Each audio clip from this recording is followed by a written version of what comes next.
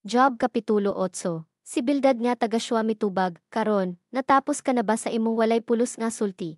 Ang Dios dili gayud mo tuis sa hustisya, ug buhaton gayud niya kanunay ang matarong. Tingalig nakasala sa Dios ang imong mga anak. Busa gisilotan sila sa Dios sa anggay kanila. Apan dangop og pangaliyo po sa Dios nga alabing gamhanan, kay kon tinuod nga putli ka ug matarong, tabangan ka gayud sa Dios, ug ibalik kanimo ang imong panimalay ingon nga imong ganti, walay biliang. Bahandi nga nawala kanimo, kon itandi sa ihatag sa Dios kanimo, palando nga sa makadiyot ang kaalam sa mga karaan, ug hunahunaa ang mga kamatuoran nga nakatonan sa atong katigulangan. Kagahapon lamang kita na tao busa wala gayud kitay nahibaloan bahin niini.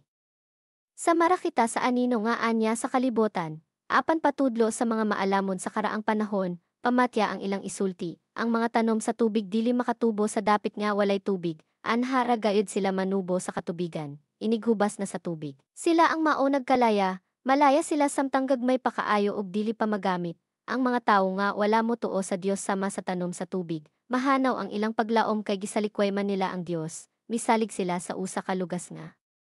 Lanot, sa usa ka balay sa lawalawa, kon mo sandig sila niini, makadaog ba kini kanila, ug kon mo gunit sila sa hilo, makatabang ba kini kanila pagtindog.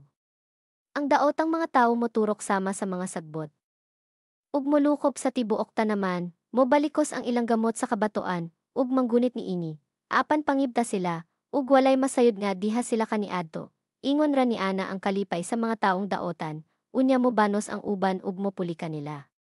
Apan dili gayud pasagdan sa Dios ang mga matarong, ug dili nga tabangan ang mga daotan. Pakataon kanya pag-usab ug pasinggiton, apan pakaulawan niya kadtong nagdumot kanimo, ug mahanaw ang mga puloy-anan sa mga daotan.